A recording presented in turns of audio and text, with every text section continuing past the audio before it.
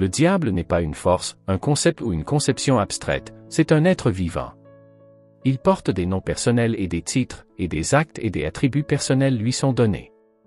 Nous voyons cela mentionné dans la Bible. Il a attrapé le dragon, ce vieux serpent, le diable lui-même, Satan, l'a enchaîné pour 1000 ans, l'a jeté dans l'abîme, l'a refermé et l'a scellé fermement. Apocalypse 20 versets 2 à 3. Comment es-tu tombé du ciel, astre brillant, fils de l'aurore? Tu as été jeté à terre, toi, le vainqueur des nations. Tu disais en toi-même, je monterai au ciel, je dresserai mon trône au-dessus des étoiles. Je siégerai sur la montagne de l'assemblée, à l'extrémité du nord. Je monterai au sommet des nuages, je serai pareil au Très-Haut. Mais au séjour des morts tu seras précipité, au plus profond de l'abîme. Ésaïe 14 versets 12 à 15. Dans Matthieu 4 versets 1 à 11, nous voyons comment Jésus a traité le diable en tant que personne et a mené une guerre contre lui en tant que tel. Ensuite, Jésus a été emmené dans le désert.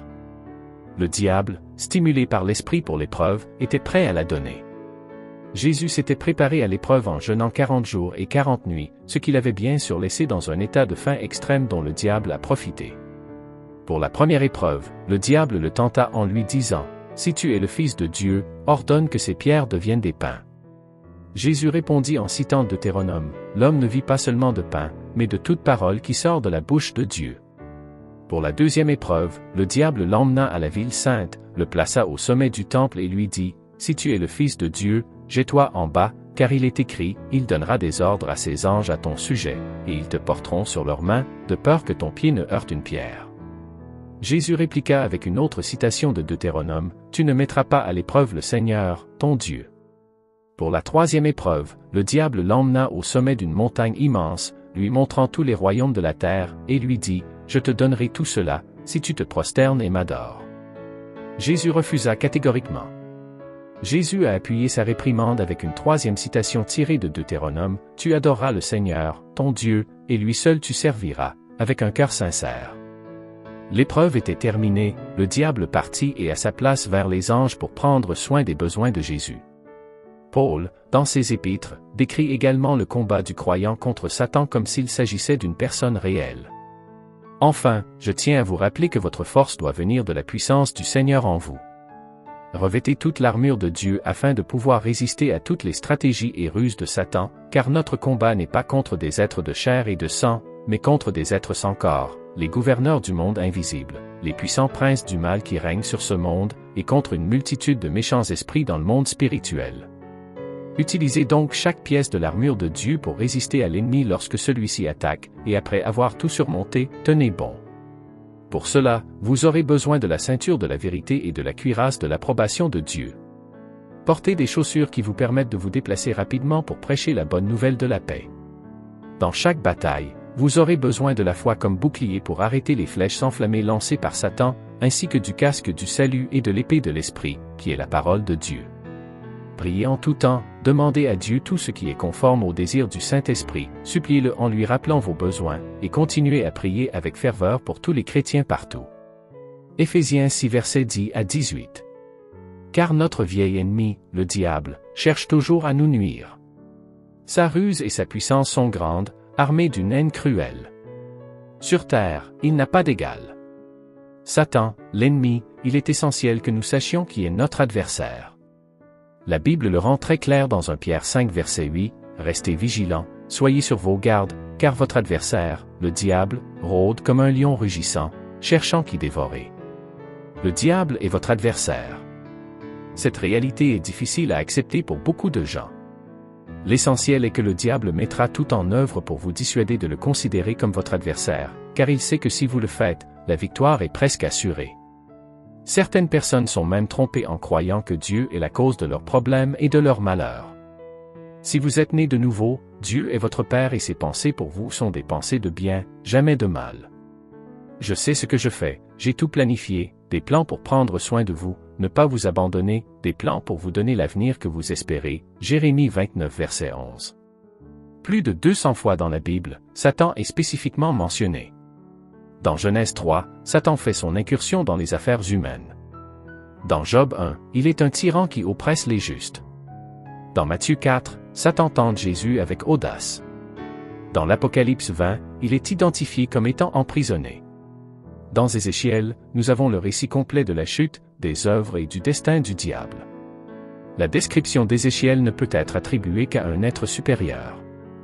Le prophète Ésaïe décrit la véritable chute du diable de sa place d'honneur et de gloire en tant qu'un des archanges. Jean l'apôtre détaille davantage la chute de Satan dans l'Apocalypse 12, alors il y eut une guerre dans le ciel. Michel et les anges sous son commandement combattirent le dragon et ses autres d'anges déchus. Et le dragon perdit la bataille et fut chassé du ciel.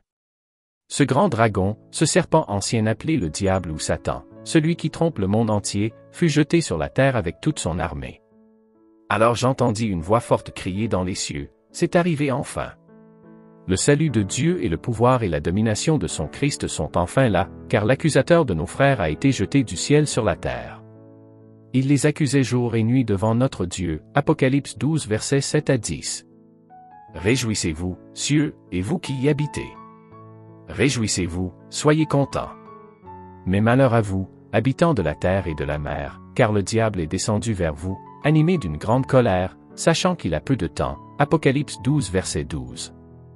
Satan aspirait à être égal à Dieu, n'étant pas content d'être une créature aimable et intelligente de la création de Dieu et le plus haut des anges. Ce conflit dure depuis des millénaires et ne sera pas entièrement résolu tant que Satan ne sera pas jeté dans l'étang de feu pour l'éternité. Satan est toujours un dignitaire. Quand l'archange Michel, un ange avec une force et un rang énorme au ciel, discutait du corps de Moïse, nous lisons dans le livre de Jude un verset 9 qu'il n'a pas osé prononcer un jugement injurieux contre lui. Même dans son état déchu, le diable est l'un des personnages les plus sages et les plus perspicaces de Dieu. Le diable est un tentateur selon le Nouveau Testament. Le diable a le pouvoir d'offrir le royaume, la domination et même la dictature à ceux qui se prosternent devant lui et lui obéissent. Dans Luc 4 versets 3 à 8, le diable a offert à Jésus la domination sur toutes les nations et leur richesse s'ils se prosternaient devant lui. Le diable lui dit, « Si tu es le Fils de Dieu, ordonne à cette pierre qu'elle devienne du pain. » Jésus lui répondit, « Il est écrit, l'homme ne vivra pas de pain seulement. » Le diable le conduisit sur une haute montagne, lui montra en un instant tous les royaumes du monde et lui dit, « Je te donnerai toute cette puissance et la gloire de ces royaumes, car elle m'a été donnée et je la donne à qui je veux.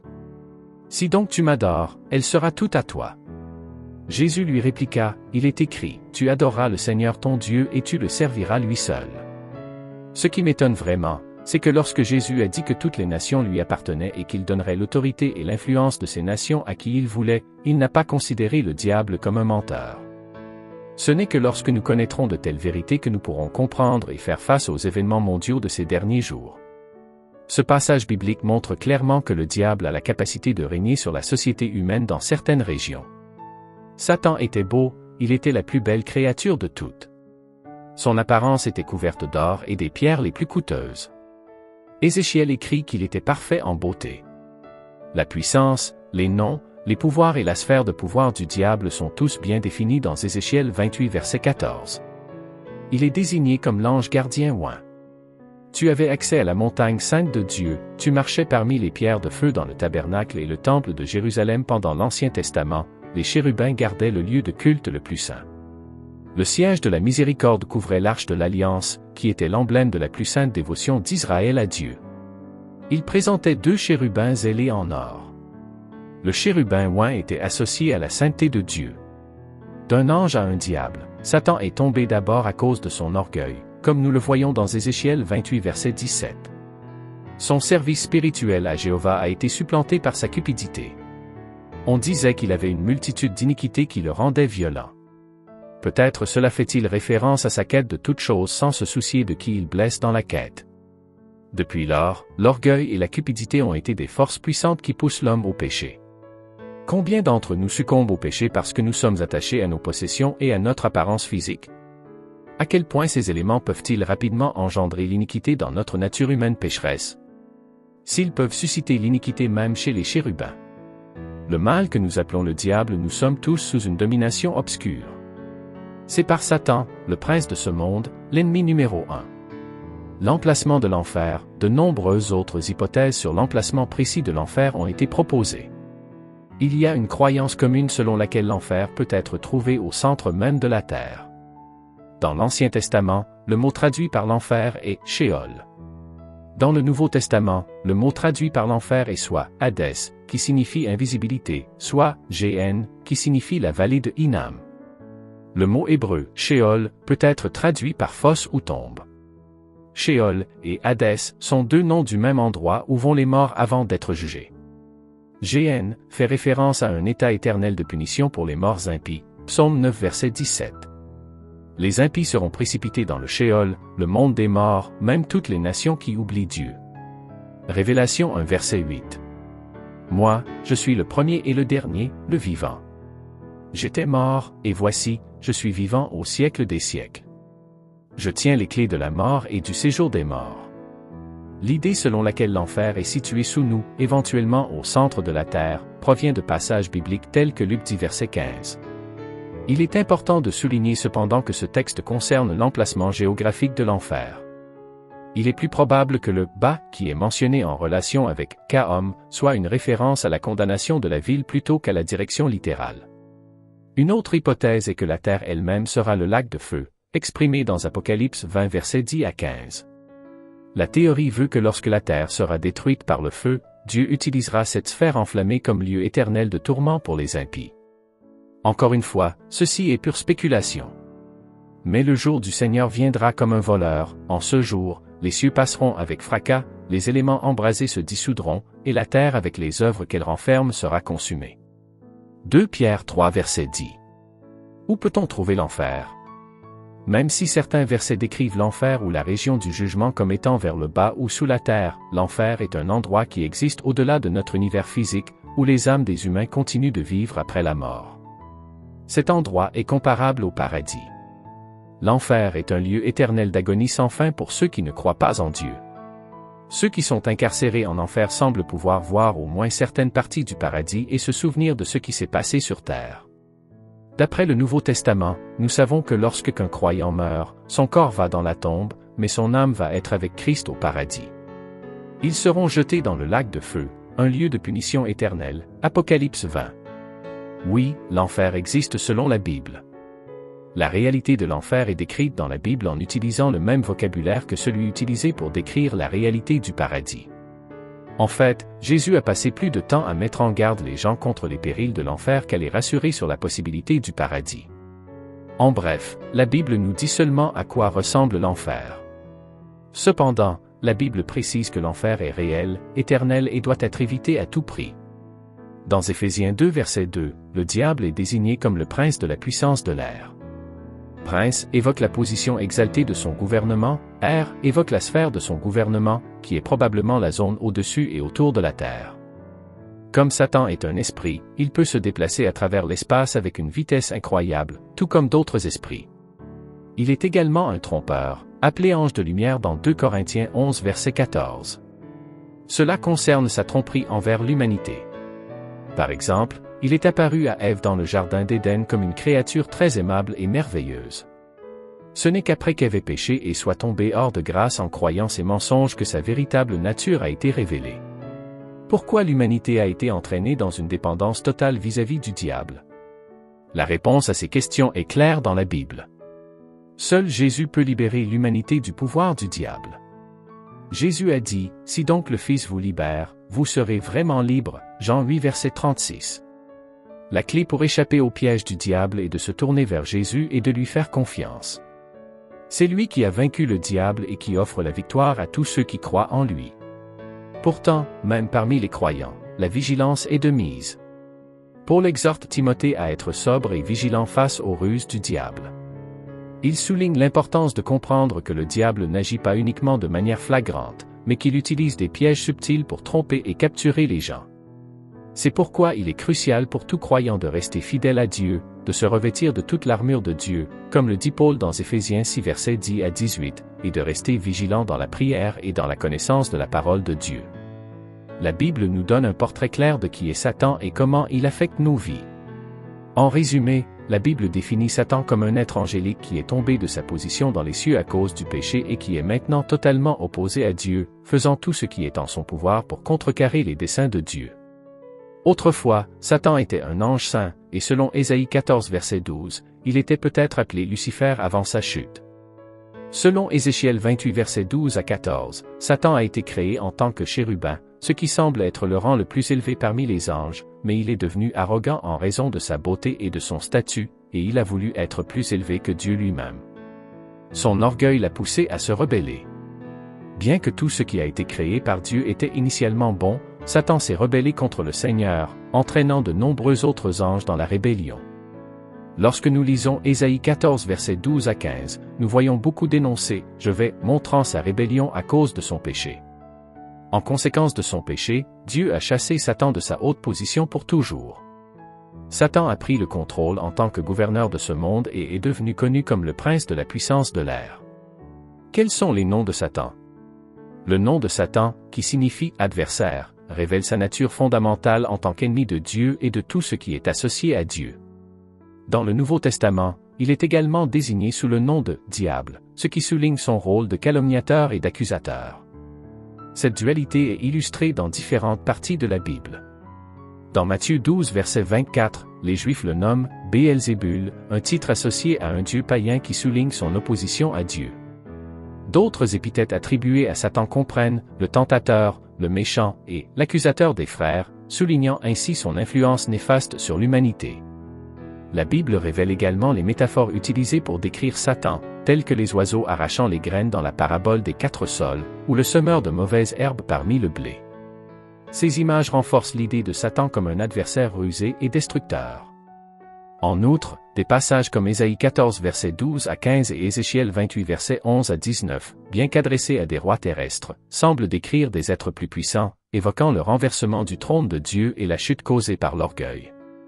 Dans l'ensemble, la Bible présente Satan comme un ennemi redoutable, capable de se transformer en « ange de lumière » pour mieux tromper. Les divers noms, titres et métaphores utilisés pour le décrire reflètent sa nature complexe et son influence pernicieuse sur le monde. Satan est-il omniprésent? Non, Satan n'est pas partout à la fois. Il n'est pas omniprésent. Parce qu'il est un être créé et limité, l'omniprésence ne lui convient pas. Christ a créé toutes choses, y compris Satan, bien qu'il n'ait pas toujours été mauvais. Seul Dieu est omniprésent. Le livre de Job montre que Satan peut voyager jusqu'au ciel et parcourir la terre. Mais il n'est jamais décrit comme étant partout à la fois. Ces démons ont des capacités limitées. Ils ont dû quitter un homme possédé pour entrer dans des cochons, et Satan a laissé Jésus après l'avoir tenté. Il est donc limité dans l'espace et dans le temps. Satan, en tant que trompeur, essaie de se faire passer pour Dieu en donnant l'impression d'être partout. Il est tombé à cause de son orgueil et de son désir d'être comme Dieu. Ainsi, il trompe les gens en leur faisant croire qu'il est omniprésent. Il utilise ses nombreux démons pour promouvoir ses plans, même s'il n'est pas partout. Les croyants doivent être conscients des plans de Satan et de son désir de faire du mal. Bien qu'il soit puissant, il n'est pas Dieu et il n'est pas omniprésent. Dieu seul est omniprésent et souverain. Un jour, Satan sera confiné dans l'étang de feu, où il sera tourmenté pour l'éternité. Satan a-t-il le pouvoir de contrôler le temps? Le débat sur le contrôle de la météo, que ce soit par Dieu ou par Satan, suscite des interrogations chez de nombreuses personnes, particulièrement face à l'augmentation des catastrophes naturelles et des tempêtes dévastatrices. Certains se réfèrent aux descriptions de Satan en tant que « prince de la puissance de l'air » dans Éphésiens 2 verset 2 et « Dieu de ce monde » dans 2 Corinthiens 4 verset 4 pour étayer l'idée que Satan a un certain pouvoir sur le temps. Cependant, un examen approfondi des Écritures révèle que, quelle que soit l'influence de Satan sur le temps, elle est toujours limitée par la souveraineté suprême de Dieu. Bien que Satan soit à prendre au sérieux en tant qu'adversaire, avec une existence et un pouvoir limités sur le monde, il reste un ange déchu vaincu, surhumain mais non divin, n'ayant que le pouvoir que Dieu lui accorde finalement, 2 Thessaloniciens 2 versets 6 à 11. Si Satan exerce une influence sur le temps, cela ne se produit qu'avec la permission de Dieu et dans des limites définies, comme on le voit dans le cas de Job. Dieu a permis à Satan de tourmenter Job afin de le tester, ce qui incluait des phénomènes météorologiques comme le feu du ciel et un vent puissant. Ces événements étaient sous le contrôle ultime de Dieu pour accomplir ses desseins. La Bible est claire, c'est Dieu, et non Satan, qui contrôle le temps. Dieu gouverne le ciel, la pluie, le vent, les nuages, la foudre et toute la nature. Par sa providence, Dieu pourvoit et protège ses enfants, même s'il permet aux forces du mal de s'exercer dans ce monde. Même lorsque nous sommes confrontés à des catastrophes naturelles ou à des actes mauvais, nous pouvons être assurés que Dieu travaille pour notre bien et sa gloire éternelle. Dans toutes nos épreuves et tribulations, Dieu concourt à toutes choses pour notre bien ultime, Romains 8 versets 18 à 28. Comment Satan nous tente-t-il? Satan et ses démons s'emploient constamment à tenter les êtres humains à pécher contre Dieu, et la Bible regorge d'exemples de leurs ruses. Dans 1 Pierre 5 verset 8, le diable est décrit comme rôdant comme un lion rugissant, cherchant qui dévorer. Ces tactiques incluent le mensonge, comme le montre Acte 5 verset 3, où il remplit le cœur des gens de mensonges. Il est également appelé « le tentateur » dans 1 Thessaloniciens 3 verset 5. Les tentations d'Ève par Satan dans Genèse 3 et de Jésus dans Matthieu 4 révèlent les tactiques qu'il utilise encore aujourd'hui.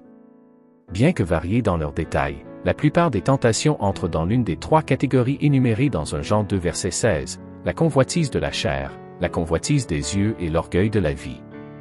Dans la première tentation de Jésus, Satan a attisé la convoitise de la chair en lui proposant de se faire du pain alors qu'il avait faim. Jésus a résisté, mais cela montre que Satan exploite nos faiblesses physiques pour nous tenter. Lorsque Satan a tenté Ève de manger le fruit défendu, il a exploité sa convoitise de la chair en lui suggérant que Dieu lui cachait quelque chose de délicieux. La deuxième manière dont Satan nous tente est la convoitise des yeux. Les yeux d'Ève ont été attirés par le fruit qui lui a été présenté comme agréable à la vue, et nos yeux peuvent nous conduire au péché si nous ne les filtrons pas à travers un cœur pur. La fierté de la vie est une autre faiblesse à laquelle nous sommes tous confrontés. Satan nous tente en nous incitant à être nos propres dieux et en flattant notre ego. L'orgueil d'Ève l'a conduite à pécher en rejetant l'autorité de Dieu sur elle-même. Satan nous tente de plusieurs manières, mais nous ne sommes pas ignorants de ses desseins. Il se fait passer pour un ange de lumière, manipule avec la fausse culpabilité, exploite les faiblesses naturelles et déforme les Écritures. Mais avec le bouclier de la foi, nous pouvons éteindre toutes ces flèches enflammées. En fin de compte, nous pouvons vaincre les tentations de Satan en marchant selon l'Esprit, en détournant nos yeux des choses sans valeur et en nous humiliant continuellement devant le Seigneur. Est-il possible que Satan peut-il lire dans nos pensées ou connaître nos pensées? Il est crucial de se rappeler que Satan n'est pas omniprésent. Il ne peut pas être présent à plusieurs endroits simultanément. Seul Dieu est partout présent et omniscient, tandis que Satan doit s'appuyer sur ses démons pour exécuter ses desseins.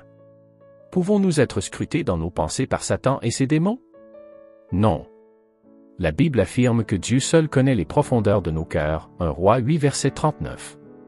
Personne d'autre ne possède cette capacité. Dieu perçoit nos pensées avant même qu'elles ne se forment, Psaume 139 verset 4. Jésus, en tant que Dieu incarné, démontrait cette qualité divine en connaissant les pensées des hommes, Jean 2 verset 25. Bien que Satan soit puissant, probablement le chef des anges déchus, même l'archange Michel n'osa pas l'affronter sans l'aide divine, Jude 1 verset 9.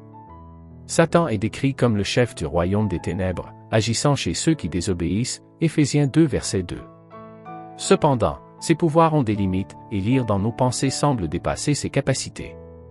L'omniscience serait nécessaire pour que Satan et ses démons puissent lire dans nos pensées, une faculté qu'ils n'ont pas. Dieu seul peut scruter nos pensées. Néanmoins, Satan et ses démons observent et tentent les êtres humains depuis des millénaires. Bien qu'ils ne puissent pas connaître nos pensées, ils peuvent tenter de les influencer en fonction de leurs observations. C'est pourquoi il est vital de se soumettre à Dieu avant de résister au diable, Jacques 4 verset 7. Satan et ou ses démons peuvent-ils entendre nos prières? Prier, c'est entrer en conversation avec Dieu, sachant que d'autres pourraient aussi écouter nos paroles, comme dans toute interaction. Il est possible que Satan soit à l'écoute de nos prières et en comprenne le contenu. Cependant, cela ne devrait pas être une source d'anxiété pour ceux qui ont foi en Dieu. La Bible relate de nombreuses prières faites à voix haute et dans la langue maternelle par des saints, sans craindre que Satan puisse les entendre. Daniel, malgré l'interdiction royale, Daniel priait ouvertement et régulièrement, sans se soucier de qui pouvait écouter. Ses ennemis pourraient l'entendre, et peut-être Satan aussi, mais Daniel ne modifiait pas ses habitudes de prière pour autant. David, en fuyant Saul, David a prié pour obtenir des directives de Dieu, sans se préoccuper de qui pouvait écouter. Même dans des situations critiques, il priait simplement et sincèrement. Ézéchias, face à la menace des Assyriens, Ézéchias a prié ouvertement au temple sans se soucier de qui pouvait entendre, se concentrant uniquement sur Dieu. Anna, dans son désespoir à la porte du tabernacle, Anna a prié avec sincérité pour avoir un fils, sans se préoccuper de qui pouvait écouter. Il est probable que Satan ait entendu sa prière, mais cela n'a pas influencé sa confiance en Dieu. Ces exemples montrent que l'accent était mis sur Dieu seul lors de la prière. Même si la possibilité que Satan écoute leur prière ne semble pas avoir traversé leur esprit, ils auraient probablement réagi avec confiance même si elle avait été envisagée. Il est vrai que Satan peut écouter nos prières, mais sa capacité d'interférer est limitée par la puissance du Saint-Esprit, qui intercède pour nous devant Dieu. Par conséquent, il n'est pas nécessaire de modifier nos prières pour empêcher Satan de les entendre, ni de recourir à un langage particulier pour le tromper. Dieu entend nos prières et agira en accord avec sa volonté, indépendamment de ce que Satan peut entendre ou comprendre.